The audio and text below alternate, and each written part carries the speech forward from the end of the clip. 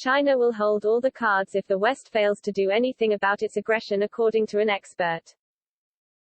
Tory MP and chair of the House of Commons Defence Select Committee, Tobias Ellwood, insisted the UK, US, and European Union needed to work together to resolve its issues with China.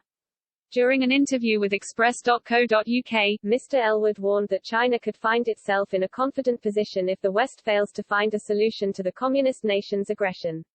He added the West would experience a very miserable century if China were to grow more powerful.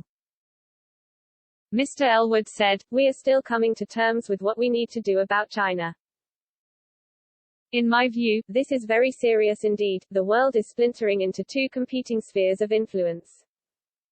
We have about the next 4 or 5 years to work out what the West needs to do to work with and allow a graceful avenue for China and the rest of the world to work together.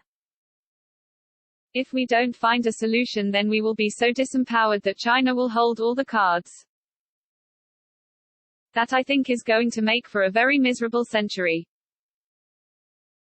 Mr. Ellwood also warned that China's strengthening relationship with Russia would prove to be a problem. He claimed that China could grow more confident and potentially more aggressive internationally with the support of Russia. This is the real test for the West, if it gets to that point of military conflict. Context where China's military advance has gone, they now have the biggest armed force, by their numbers certainly.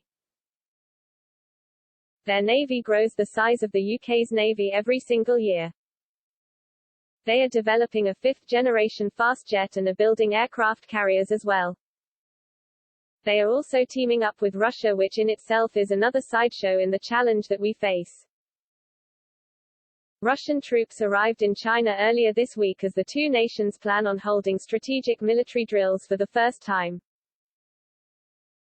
The exercises are said to safeguard regional security and stability as well as securing the good relationship between Beijing and Moscow. The drills are planned to run for 5 days, taking place from August 9 to 13.